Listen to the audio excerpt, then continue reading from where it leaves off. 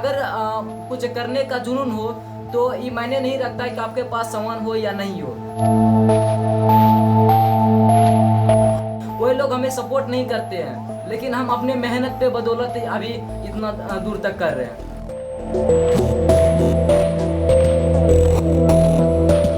हाँ, इसके पहले मैंने स्कूटी बनाए थे, माइंस बनाए थे, सायरन बनाए थे, बहुत अन्य चीजें बनाए थे।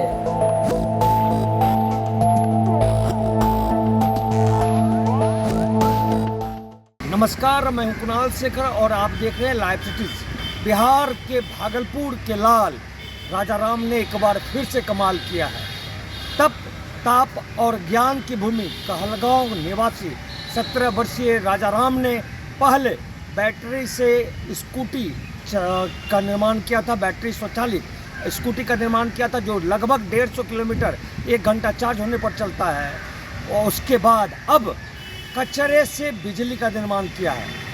जी हाँ, राजा राम ने अब कचरा से बिजली का निर्माण किया है, बल्ब जलाकर दिखाया है। आप देख सकते हैं टीवी स्क्रीन पर किस तरह से जो राजा राम है अपने प्रयोग के द्वारा वह कचरे से बिजली निर्माण कर रहा है, लेकिन उसके पास आर्थिक रूप से वह कमज़ोर है, जिसके कारण उसका जो संसाधन है उसमें कमी आ रही है। इसलिए उसने जिला प्रशासन और राज्य सरकार से अपने जो उत्पादन है, जो वह प्रयोग कर रहा है, जो वैज्ञानिक दृष्टिकोण से वो नया आविष्कार कर रहा है, उसके लिए उन्होंने सरकार और जिला प्रशासन से मदद भी मांगी है। क्या कह रहा है राजा राम, आइए हम आपको सुनाते हैं। प्लास्टिक जो ऐसे नॉर्मली इसको हम सब बिक देते हैं, कूड़ेदान में बिक देते हैं या रोड पे बिक देते हैं, सड़क पे बिक देते हैं, कहीं भी बिक देते हैं, और उससे हमारे पृथ्वी के लिए, प्रकृति के लिए काफ़ी नुकसानदायक है। तो उसी को देखते हुए मैंने मन में ख्याल आया, आइडिया आया कि प्लास्टिक से कुछ प्रयोग किया जाए और प्रयोग करने के साथ साथ जिससे कुछ बेहतरीन बनाया जाए।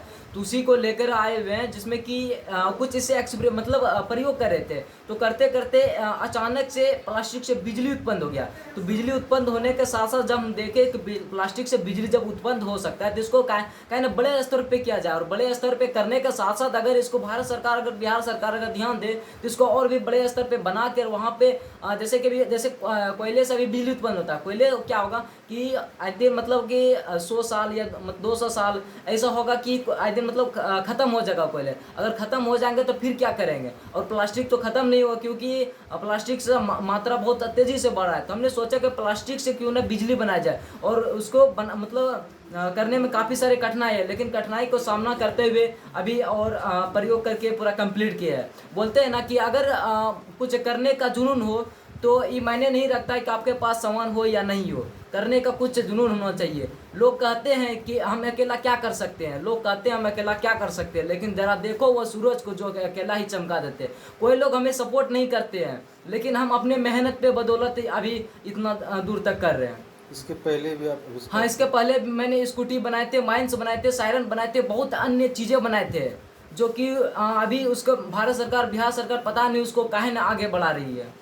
हाँ, मुझे भी पता चला तो मैंने देखा तो 2-3 तरीके होते हैं वेस्ट से इलेक्ट्रिसिटी जनरेट करने के। जैसे आप वेस्ट को आप बर्न कीजिए एंड स्टीम जनरेट कीजिए, या फिर लोग उसको सड़ा करके गैसेस जनरेट करते हैं, बायोमास, ये सब जानते हैं आप। एक लड़का जो यूज किया, सीबैक इफ़ेक्ट बोलते हैं। अगर एक कंडक्टर के क्रॉस आप टेम्परेचर डिफरेंस क्रिएट करते हैं तो ईएमएफ जनरेट होता है। लेकिन प्रॉब्लम यहाँ पे थोड़ा सा ये है कि आप जलाने से पॉल्यूशन पॉल्यूशन हो रहा है। तो क्योंकि अभी ग्लोबल वार्मिंग का टाइम है, ग्रीन हाउस गैसेस जो हैं वो बड़े डेंजरस होते हैं। सो कुछ तरीका निकालना होगा जिससे कि जो है ये सारे मतलब पॉल्यूशन को हटाया जा सके। मदद फिनेंशियली अगर लड़का अगर चाहेगा तो पढ़ने में अगर कुछ दिक्कत है, अगर उसका बैकग्राउंड अच्छा नहीं है, तो पर्सनली मैं उसको हेल्प कर सकता हूँ। निश्चित ही। और ट्रिपल आईटी भागलपुर में इंक्यूबेशन सेंटर है, तो यहाँ पे जो है हम लोग इनकरेज करते हैं स्टार्टअप खोलने के लिए। तो अगर लड़का कुछ करना चाहता है तो अप्लाई कर सकता है। अप्लाई करने पे जो है उसका प्रपोजल जो है वैल्यूएट होगा, और अगर उसको फंडिंग अगर उसके लायक पाया गया, कमिटी ने पाया कि इसको फंड कर सकते हैं, तो फंडिंग भी उसको मिल सकती है।